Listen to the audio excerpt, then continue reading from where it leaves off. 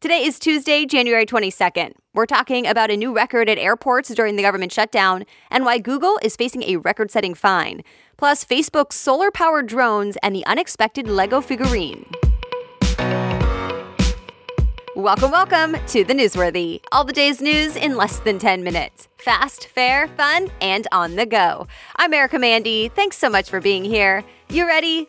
Let's do this.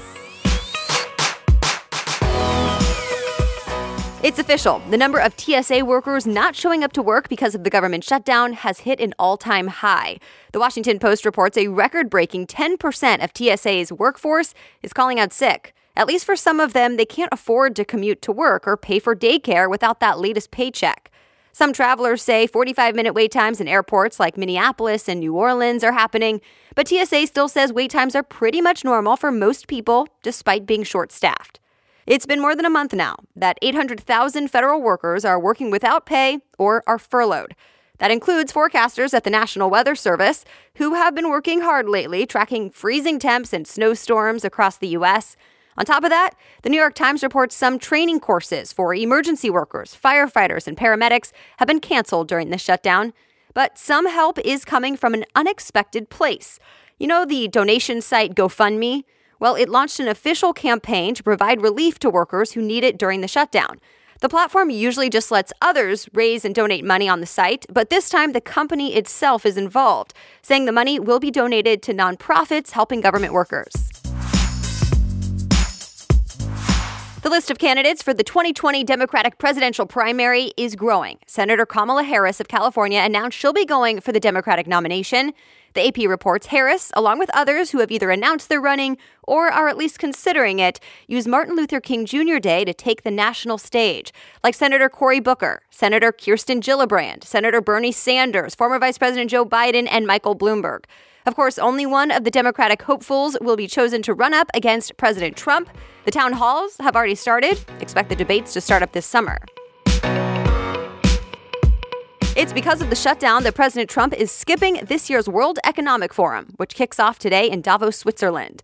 While some of the most powerful people in the world meet there each year for this event, like top CEOs and politicians, Forbes reports the leaders representing 50% of the world's economy are no-shows this year. They're all dealing with their own trouble at home, including the leaders in China, the UK, and France. It also doesn't help that the global economy seems to be slowing. Yesterday, the International Monetary Fund, or IMF, said the world's economy is growing slower than expected. The Wall Street Journal reports China's economy hasn't been this low since 1990. As for the U.S., we will still grow by 2.5%, but the government shutdown may affect those numbers. The IMF says trade tensions and rising interest rates are likely contributing to the slowing economy.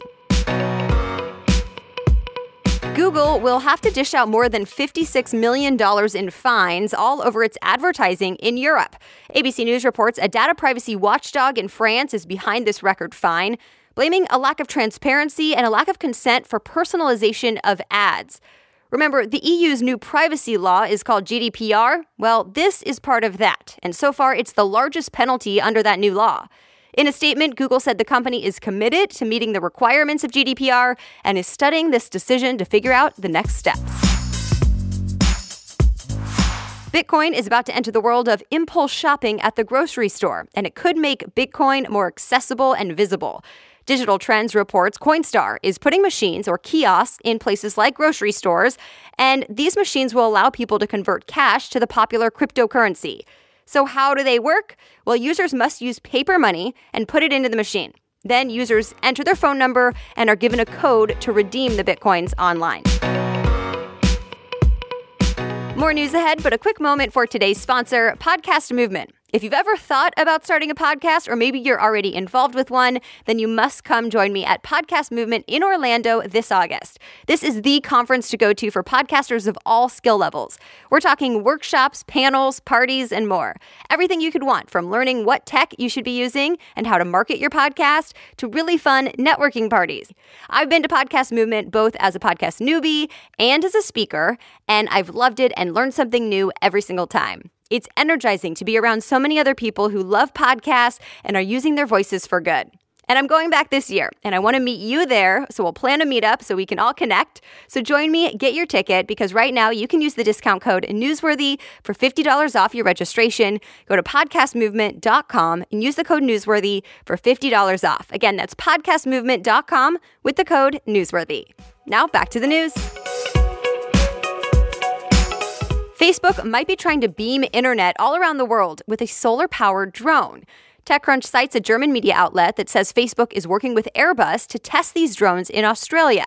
Last year, Facebook grounded a similar plan, but perhaps the company is trying again with some extra help. Documents show Airbus's drone uses solar power and can fly for months, almost acting like a satellite. A new document shows the two companies were set to fly the drones and test them out, but there's no word if that's really happened just yet. The companies aren't saying much about it either. Spotify is about to let you completely block or mute artists you don't like, as in that artist will never show up on any playlist, chart list, or radio station on Spotify. The Verge reports Spotify is testing this feature right now, but does plan to roll it out to everyone soon. The pressure to do something like this came from the Mute R. Kelly hashtag and protest that went around. It happened after a recent documentary featured decades of abuse accusations against the R&B singer, which he says are not true. Either way, Spotify is now leaving it up to you to decide who you do or don't hear from, and in turn, which singers you support. The movie Glass topped the holiday weekend box office.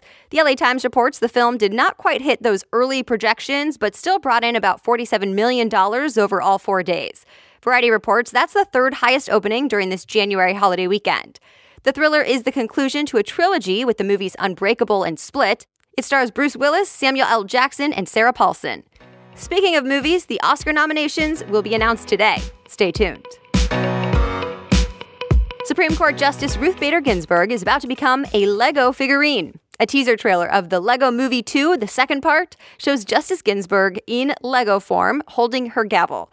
The movie's director told USA Today he added Ginsburg to the movie because she'd be the last person you'd expect to see in a Lego film.